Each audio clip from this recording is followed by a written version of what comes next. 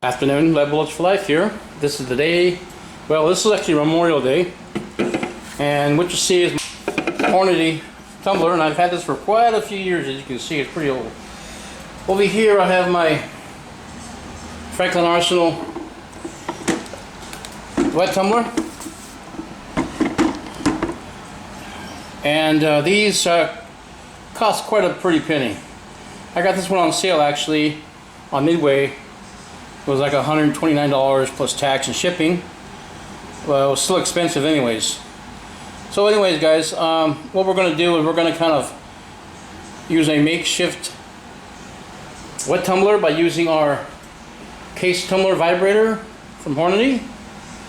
And we're going to need a few components, of course. Shells for one. So we're going to use our 38 special shells. They haven't been cleaned in a while. I have some 9mm mixed in with it. They're all brass, of course. And what we're going to do is we're going to dump these in here with some detergent and water. And we need some agitation. So normally we would use steel pins. These steel pins you can buy at Harbor Freight. And they actually help clean the insides of the shells along with the primer pockets, but these cost money. So we need something else to substitute the steel pins to agitate the shells for a better cleaning and shine. So I think most people have this, spent primers. So we're going to dump our spent primers into our tumbler machine and act as agitation. Let's get started. Alright, so we got our tumbler vibrator in our sink, and we're going to add a little bit of detergent.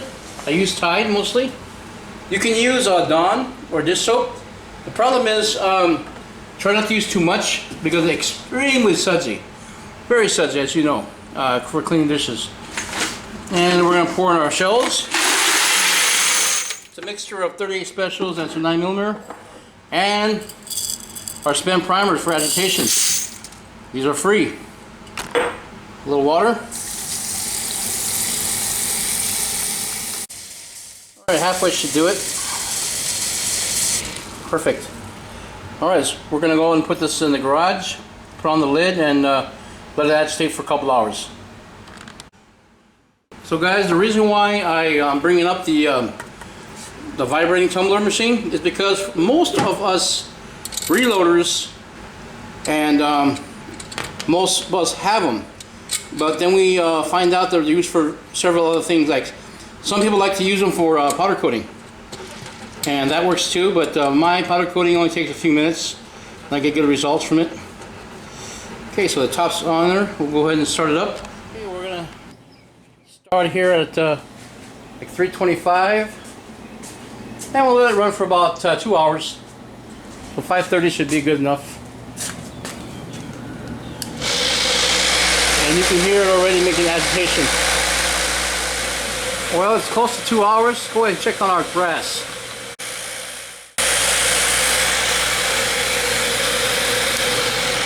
Alright. I'm pretty excited to see what it looks like. Okay guys, so before we dump out the water, we need a few accoutrements. So what I got here is a regular old towel. Doesn't have to be too fancy, just something cotton to absorb the water. We have a regular old bucket, Dollar Tree, and one of these waste baskets for $1 at Dollar Tree or Dollar General, but these are great strainers. Alright, so the whole purpose of the strainer, of course, is to separate the brass and to shake out any of the steel pins or the spent primers in this case. Okay, so we're on screw our top. Wow, that water is filthy. Look at that. Alright, let's hope this paid off, guys.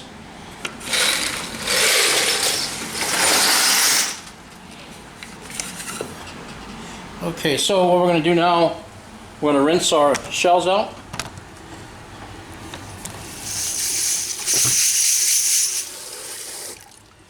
Alright. few samples here. You guys, they didn't come out too bad. Even the inside, look at that one. You can see the reflection. You can actually see the flash hole down there.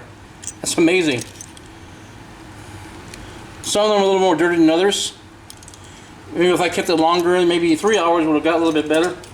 But 2 hours are good enough. Now this is good enough for, these were good enough for reloading, actually. They're clean, they're bright, and it was very inexpensive. Okay, let's go ahead and dry them off now.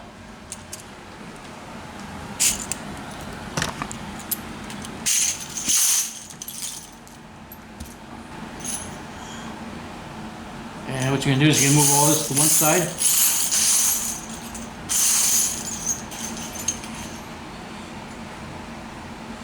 Okay. Alright. Flip it like this.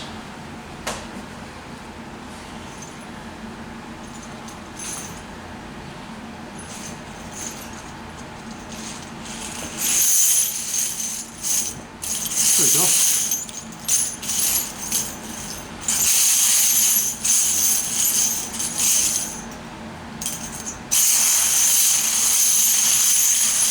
Get all the water out as much as you can. So since it's a warm day outside, guys, we're gonna take these outside and let them dry.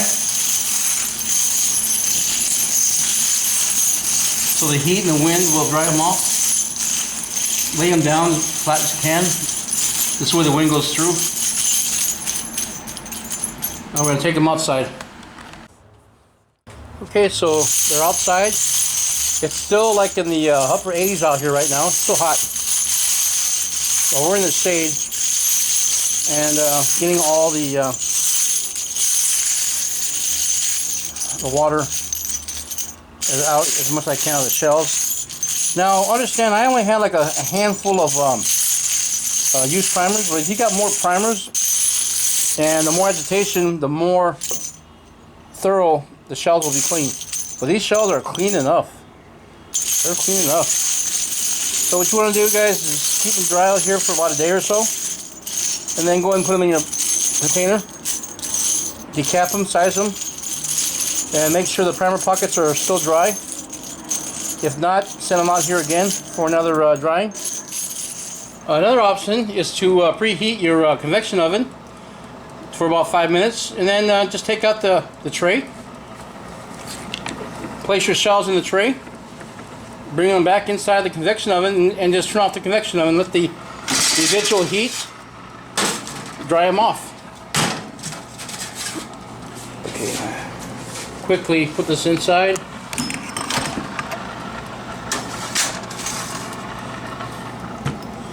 And then what you're going to do is you're going to turn off your heating element, and then from there let it cool down naturally, and at the same time it'll dry. Okay guys, so as you see, it's not difficult to make your brass shine and sparkle and get it ready for reloading. Now another benefit to cleaning your brass also is to inspect the brass for splits, defects, things that would make your reloading a little bit of an issue. You don't have to spend a lot of money on fancy tumblers. If you have the vibrator tumbler at home, you know, after 80% of the battle's right there. All you need is some kind of an agitation metal, like the spent primers, which are practically free. If you have the pins, even better. And the more pins you have and the more metal you have inside, the more agitation you're going to have. So the better cleaning you're going to have. But anyways, guys, this is Lead Bulge for Life. I want to thank you for joining me today. I hope your Memorial Day was a pleasant one. I had to work today, but I got off at 2 o'clock and there was nothing on the highway at all. So I enjoyed myself today at work, so it was not too bad. All right, guys, we'll catch you at the next video. We'll see you. Bye for now.